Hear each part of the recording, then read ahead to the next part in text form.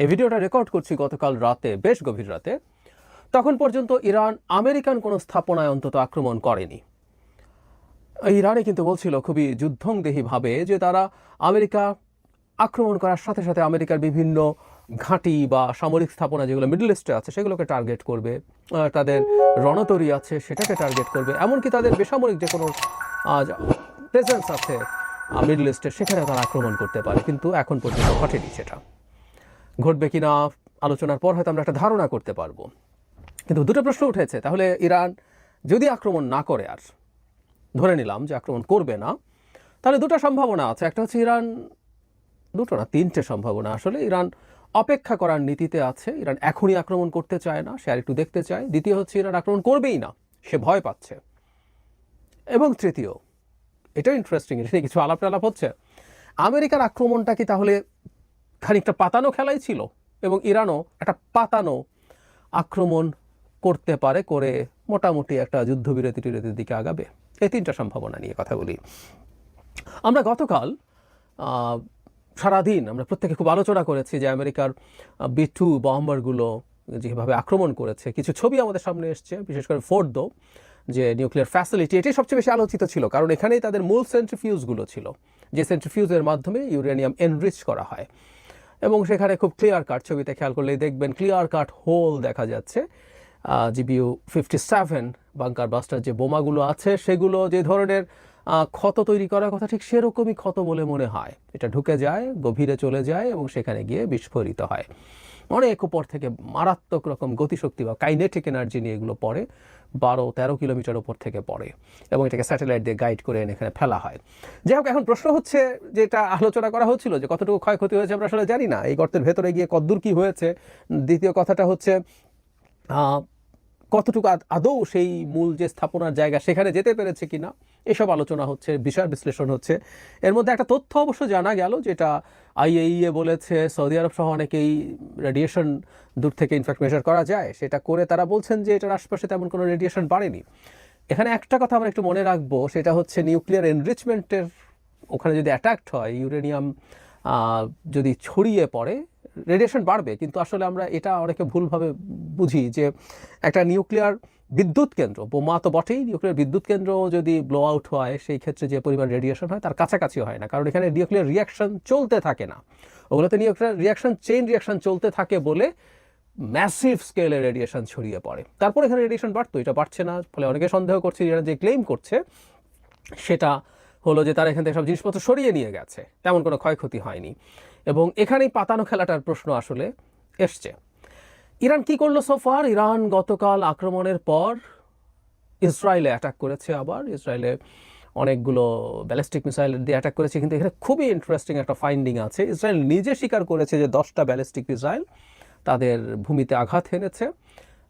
Iran 30টার মতো ballistic missile দিয়ে attack করেছিল। তাহলে খেয়াল করি আমরা, 1/3 অফ দ্য মিসাইলস ইসরায়েলের যে পুরো ডিফেন্স সিস্টেম, ইসরায়েল শুধু না, আমরা বহুবার বলেছি, যারা আমার ভিডিও নিয়মিত দেখেছেন বা বাইরেও এগুলো নিয়ে আলোচনা হচ্ছে, যে পুরো জার্নিতে সে আরও কয়েক জায়গায় ইন্টারসেপ্টেড হওয়ার সম্ভাবনা থাকে, সবগুলোর মধ্যে সে 1/3 এসে ইসরায়েলের তার টার্গেটে অ্যাটাক করাতে পেরেছে।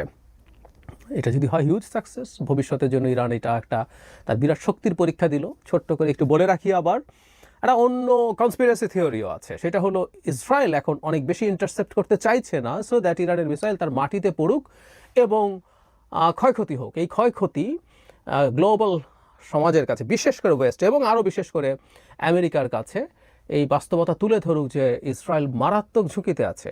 আমরা জানি যে এটা নেতানিয়াহুর জন্য খুবই হিউমিলেটিং হবে, কারণ সে বোঝাতে চাইতো যে তারা ইনভিনসিবল, ইসরায়েল অ্যাটাক করা যায় না, তেল আবিবে প্রশ্নই আসে না, ইরানের মিসাইল কোনোদিন কোনো ইসরায়েলিকে হত্যা করতে পারবে না।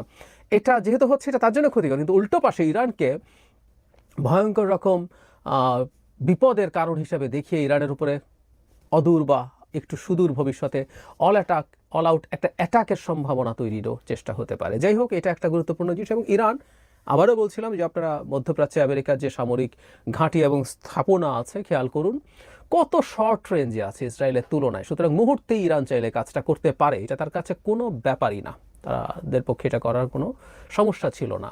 এবং তারা নিশ্চিতভাবেই, যদি তাদের সে প্রস্তুতিও আছে, মানে জাস্ট মানে ব্যালিস্টিক মিসাইল লঞ্চিংয়ের ক্ষেত্রে খুব বেসিক কিছু ক্যালকুলেশন করে বেসিক কিছু প্রোগ্রামিং করে এটাকে লঞ্চ করতে হয়। এটা মুহূর্তের ব্যাপার, মানে দিনের পর দিন না, ঘন্টা লাগবে। সুতরাং ইরান যদি ইনস্ট্যান্টলি অ্যাটাক করতে চাইতো আমেরিকায় করতে পারতো, সে করছে না, এটা ফর শিওর। আচ্ছা, তাহলে আমি বলছিলাম সম্ভাবনাগুলো কি। তার আগে একটা কথা একটু বলে রাখা ভালো, ইরান একটা স্টেপ নেবে বলে মনে হচ্ছে, কেউ কেউ মনে করছেন নেবেন, কিন্তু আমি সেটাও মনে করি একটা সিম্বলিক ব্যাপার। সেটা হচ্ছে হরমুজ স্ট্রেইট ব্লক করার সিদ্ধান্ত নীতিগতভাবে ইরানিয়ান পার্লামেন্ট নিয়েছে এবং ক্ষমতা তারা সুপ্রিম লিডারের কাছে দিয়েছে। আমরা একটু বেসিক যদি জেনে রাখি, এটা খুবই গুরুত্বপূর্ণ একটা চোখ পয়েন্ট, যেটার মধ্য দিয়ে পৃথিবীর 1/5 অফ দ্য ক্রুড অয়েল যায়। খেয়াল করুন, আমি আগেও একদিন দেখিয়েছি, আপনারা চেনেন এটা। এটা ব্লক করার একটা মেজর সমস্যা আছে। সমস্যাটা হচ্ছে এই, আন্তর্জাতিক আইনে কোনো মেরিটাইম এলাকায় ব্লকেট দেয়া একটা অ্যাক্ট অফ ওয়ার হিসেবে পরিগণিত হয়, বিবেচিত হয়। তার মানে ইরান যদি এই কাজটা করে, ইরান যুদ্ধ ঘোষণা করেছে, এটা মনে করা আন্তর্জাতিক আইনেই থাকবে। তখন ইরানের বিরুদ্ধে সর্বাত্মক যুদ্ধ অনেকেই ঘোষণা করে দিতে পারে। আমি আগেও বলেছি, আশা করি আপনাদের মনে আছে, ইরান ইসরায়েলের এটাকে আমরা ঠিক অর্থে যুদ্ধ বলবো না, কারণ কোনো দেশ কারো বিরুদ্ধে যুদ্ধ বলে এটাকে ঘোষণা করেনি। এই ক্ষেত্রে একটা ইন্টারেস্টিং তথ্য দেই আপনাদের, জানেন অনেকেই, সেটা হচ্ছে রাশিয়া ইউক্রেনের সাথে যুদ্ধ করছে বলে এখনও বলে না, তারা একটা মিলিটারি অপারেশন করছে, সে এখনও যুদ্ধ ঘোষণা করেনি টেকনিক্যালি। সো এটাকে যুদ্ধ বলা কঠিন, টেকনিক্যালি বলছি। তো যাই হোক, ইরানের পক্ষে হরমুজ স্ট্রেইটে এই এক্সট্রিম স্টেপটা নেওয়াও সোজা হবে না। এটা নিলেই যে অন্যরা যুদ্ধে ঝাঁপিয়ে পড়বে তা না, কিন্তু এটাকে যুদ্ধের অ্যাক্ট অফ ওয়ার হিসেবে বিবেচনা করা যায়। সো এইগুলো হচ্ছে ইরানের দিকের স্টেপ। এখন ইরান, আমি গতকালের ভিডিওতে বলেছি যে ইরান যদি মনে করে, আমরা ধরে নেই যে অ্যাটাকটা সিরিয়াসলি হয়েছে এবং ইরান যদি মনে করে তার তেমন কোনো ক্ষয়ক্ষতি হয়নি, তাহলে আসলে এই অ্যাটাকটা হজম করা ভালো হবে। কারণ ইরান যদি কোনো মিলিটারি বেসে পাল্টা আক্রমণ করে, এবং আক্রমণ আবার দুটো টাইপ আছে, একটা সিম্বলিক আক্রমণ আছে। আমি বলেছিলাম যে কাসেম সুলাইমানিকে যখন ট্রাম্প আগের মেয়াদে হত্যা করেছিল, তখন ইরাকে থাকা কিছু ঘাঁটিতে ইরান অ্যাটাক করেছিল, তার মিসাইলগুলো গ্রাউন্ডে হিটও করেছে, তবে সে মেইন যে স্থাপনাগুলো আছে সেগুলোকে টার্গেট করেনি। এটার মাধ্যমে সে বোঝালো, I do have the capability, কিন্তু আমি তোমাকে অত খারাপভাবে অ্যাটাক করিনি, এবং এটার মাধ্যমে তার নিজের এক ধরনের মুখ রক্ষা হয়েছিল। সো এবারও সেটা একটা করতে পারে, অথবা সে সত্যিকার অর্থে তার সক্ষমতা আছে হিট করার, সে যদি মিন করে সে সেভাবে হিট করতে পারে, সেটা ঘাঁটি করতে পারে, যুদ্ধজাহাজ এয়ারক্রাফট ক্যারিয়ার করতে পারে, যে কোনো কিছুই সে করতে পারে, তার সে ক্যাপেবিলিটি আছে, এবং ওই যে খুবই কাছে এবং অনেক সহজে সেটা সম্ভব ছিল। তো যেটা বলছিলাম যে ইরান এটা যখন করবে, তখন আমেরিকার এসকালেট করার সম্ভাবনা বাড়বে। ইরানের রিটালিয়েট করা টেকনিক্যালি সঠিক, ইরানকে যেহেতু আমেরিকা আক্রমণ করেছে তার সে রাইট আছে, সে যদি এখন রিটালিয়েট করে আমেরিকা আবার এসকালেট করতে পারে। সুতরাং এটা টেনে আনা আপাতত না হওয়া ভালো। আমি আবারও বলছি যে এটা যে ইরান অ্যাটাক না করে, পাল্টা কিছু না করলে যে আমেরিকা ছেড়ে দেবে তাকে, বলা যায় না, কারণ শুধু নিউক্লিয়ার সাইট তো না। আমি বারবার বলছি যে ইরানের ব্যালিস্টিক মিসাইল ক্যাপাসিটি যেটা দেখা যাচ্ছে, সেটা লঞ্চিং, এটা প্রোডাকশন, সব কিছু highly risky for Israel. So ওইসব জায়গায় আক্রমণ করা এমনি আমেরিকা যেতে পারে। আরেকটা হতে পারে, ইরান ভয় পেয়েছে এই অর্থে যে আমেরিকা তাকে গ্রাউন্ড অ্যাটাক হয়তো করার ঝুঁকি নেবে না, কিন্তু সে যদি ম্যাসিভ বম্বিং শুরু করে, যে পরিমাণ ঘাঁটি ওখানে আছে আমেরিকা, যে পরিমাণ ফায়ার পাওয়ার আছে, ইরানকে ভীষণভাবে অন্তত ধ্বংসস্তূপে পরিণত করে ফেলা সম্ভব। এটা সম্ভব, মানে একটা দেশ দখল করা যায় না বা রেজিমও চেঞ্জ করা যাবে না, কিন্তু ধ্বংসস্তূপে পরিণত করে ফেলা সম্ভব। সুতরাং সে ওই ঝুঁকিটা নিচ্ছে না। এবারে এরকম 2-4টা অ্যাটাক আরও যদি হয়, ইরান হয়তো পাল্টা কিছু করবে না এই ভীতির কারণে, এটা একটা সম্ভাবনা হতে পারে। থার্ড, যেটা খুবই ইন্টারেস্টিং, সেটা হচ্ছে টার্কির নিউজ মিডিয়া টিআরটিতে দেখলাম একটা খবর এসছে, ট্রাম্প নাকি বা আমেরিকা তার অ্যাটাক করার আগে নাকি ইরানকে জানিয়েছিল। মানে জানিয়েছিল যদি মনে করা হয়, তাহলে এটাকে এক ধরনের পাতানো খেলা মনে হতে পারে, যে জানিয়েছিল ব্যাপারটা এরকম, তুমি তোমার জিনিসপত্র সরিয়ে নাও, আমি একটা অ্যাটাক করছি, আমাকে একটা অ্যাটাক করতে হচ্ছে কেন বলবো সেই জায়গায়। সো এটা করলো, এবং এটা যদি হয় তাহলে পাল্টা কি হতে পারে, পাল্টা ইরানও সম্ভবত তার ওই যে মুখ বাঁচানো টাইপের একটা দুটো অ্যাটাক করতে পারে আমেরিকার কোনো বেসে, সে আগে জানিয়ে দেবে আমি করছি, এবং আমি তোমার অবশ্যই কোনো স্ট্র্যাটেজিক স্থাপনা আমি টার্গেট করছি না, মানে একটা বেজের মধ্যেও তো ফাঁকা জায়গা আছে, বিরান জায়গা আছে, আমি এরকম জায়গায় ওটা মিসাইলটা টার্গেট করছি, ওটা হলো তাহলে আমার ডোমেস্টিক যে অডিয়েন্স, মানে এটাও ইম্পর্টেন্ট যে ইরানের ডোমেস্টিক অডিয়েন্সেরও একটা চাপ থাকবে, কারণ হচ্ছে আমেরিকা এই রকমভাবে তার দেশ আক্রমণ করেছে, এবং ইরানের যে সরকার আছে সেই সরকারের সাথে এখন মোরাললেস, মানে ইরানের সরকারকে অপছন্দ করা অনেক মানুষও এখন তাদের সাথে অ্যালাইন হয়েছে। সো সরকারের উপরে একটা চাপ আছে যে সে যেন পাল্টা ব্যবস্থা নেয়। সো এটা করে তারপর আসলে হয়তো আস্তে আস্তে কোনো একটা নেগোসিয়েশনের দিকে যেতে পারে। সো তিনটা প্রবাবিলিটি, একটা হচ্ছে ইরান অপেক্ষা করছে, সে আপাতত ঝামেলা এড়াতে চাইছে, তার শক্তি মানে আমেরিকাকে ফুললি এখানে ঢুকিয়ে ফেলা যাতে না হয় সেই চেষ্টা করছে, কিন্তু সে প্রয়োজনে টাফভাবে আমেরিকার সাথে জড়াবে, সে যুদ্ধটা ছড়িয়ে দিতে চাইবে, সেটা একটা। দ্বিতীয় হচ্ছে আমেরিকা যাই করুক না কেন সে আমেরিকাকে কখনো টার্গেট করবে না, সে ভয় পেয়ে গেছে, এটারও লজিক্যাল কারণ আছে, ইললজিক্যাল না এটা। এবং ফাইনালি যে এখানে পাতানো খেলা, এটাও একটা অপশন। ইনফ্যাক্ট আমরা নিশ্চিত নই, কারণ টিআরটি যে রিপোর্ট আছে এটা তো আমরা খুব বেশি অনেক জায়গায় পাইনি, এটা যদি আরও পাওয়া যেত তাহলে হতে পারতো। কিন্তু ওই যে বলছিলাম কেন ট্রাম্প একটা পাতানো খেলায় যেতে পারেন, ট্রাম্প চেয়েছেন চাপ দিয়ে ইরানকে ভয় দেখিয়ে একটা ডিল করানো ইম্পর্টেন্ট, এবং ট্রাম্প তার নিজের ব্র্যান্ডিং এটা করেছেন, আমি যুদ্ধ ছাড়াই ডিল করতে পারি, আমার ডিল মেকার। এখন ট্রাম্পের উপর তীব্র চাপ আছে, তার যে জায়নিস্ট যে লবি আছে সেই লবি খুব পাওয়ারফুল, তারা অস্ট্রেল লবি আছে তারা খুব পাওয়ারফুল, তারা চেয়েছে ইরানের উপরে অ্যাটাক হোক। সেটা যদি হয় এখন একটা নাটক করে সেটা থেকে বেঁচে যাবে, আমার কাছে এই লজিকটা খুব ভালো মনে হয় না। মানে যে চাইনিজ লবি আছে, অস্ট্রেল লবি আছে, তারা এত স্টুপিড যে ট্রাম্প একটা নাটক করলো, ইরান একটা নাটক করলো, তারপর যুদ্ধবিরতিতে গেল, তাতে তারা খুশি হয়ে যাবে। আমার কাছে এটা খুব ভালো কিছু বলে মনে হয় না। এমনকি ট্রাম্প এই আক্রমণ যতটুকুই করেছেন, তার নিজের লিস্ট একটা ব্র্যান্ডিং আছে, সেটাকে তিনি ক্ষতিগ্রস্ত করেছেন। তিনি আমেরিকানদের কাছে এটা বলে ভোট চেয়েছেন তিনি আমেরিকানদের কোনো নতুন যুদ্ধে নিয়ে যাবেন না, প্রিভিয়াস যুদ্ধ বন্ধ করবেন, এসব তো উনি বলেছেন।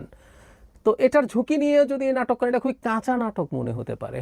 এই কারণে আমার কাছে এই তত্ত্বে আমি খুব রিলাই আসলে করি না। আমি প্রথম দুটোতে আসলে ব্যাংক করব, সেটা হচ্ছে ইরান আসলে এই ধাক্কার পরে কি হচ্ছে সেটাই দেখার চেষ্টা করছে, এবং আমেরিকা যদি কন্টিনিউ করতে থাকে সে হয়তো দু একটা জায়গায় সিরিয়াস অ্যাটাকই করবে, একেবারে শুধু দেখানোর জন্য সিম্বলিক অ্যাটাক এরকম কিছু নাও করতে পারে। আবার সেকেন্ড অপশনটাও হতে পারে যে আমেরিকার অ্যাটাককে সে একেবারে চোখ বুঝে থাকবে, কারণ সে আমেরিকার সাথে করবে না, যখনই আমেরিকা অ্যাটাক করবে সে তার ইসরায়েলের উপর অ্যাটাকের পরিমাণ বাড়াতে থাকবে, কারণ এখন সে অনেক বেশি হিট করতে পারছে ইসরায়েলে। এটাও হতে পারে। কিন্তু এই যুদ্ধ আসলে কতদিন চলবে, কেউ কেউ বলছেন অনেক লম্বা সময় চলতে পারে, উত্তর হচ্ছে চলতে পারে না।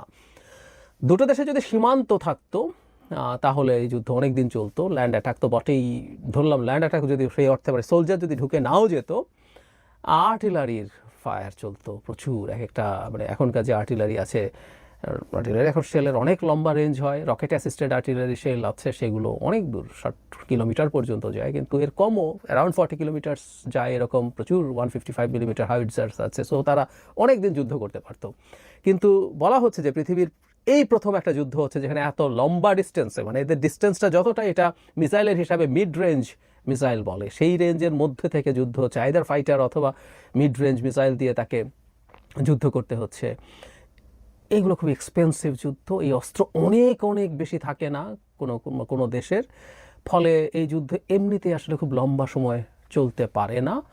একটা মোটামুটি সিজফায়ারের পরিস্থিতির দিকে যাবে, খুব বেশি সময় লাগবে বলে আমি মনে করি না। এবং ওই পরিস্থিতি থেকে বার্গেনিংয়ের ক্ষেত্রে বেটার অবস্থানে থাকে, সেটার উপরেই বার্গেনিং ডিপেন্ড করবে। কিন্তু আমি আগেও বলেছি, এটা এবার হোক, আজ হোক, কাল হোক, 2 বছর পরে হোক, ইরান সিরিয়াসলি অ্যাটাকড হবে। ইরানের কাছে একটা নিউক্লিয়ার ওয়েপন তৈরি করার মতো ফিসাইল ম্যাটেরিয়াল থাকবে। সে নিজে থেকে এটা সারেন্ডার করে দিল, অবশ্য কোনো কথা নেই, কিন্তু সে যদি এটা না করে, Iran will never be secured, এবং অল আউট একটা কোনো না কোনো ফর্মে অ্যাটাকের মধ্যে, এটা ইন্টারনাল এক্সটার্নাল কোনোভাবেই হোক, সেটা ইসরায়েল, সেটা আমেরিকা, এটা অন্যান্য দেশ অনেকে মিলেই, মিডল ইস্টেরও ইরানের শত্রুর কোনো অভাব নেই, এই ঘটনা মানে মধ্যমেয়াদে বা দীর্ঘমেয়াদে ঘটবেই।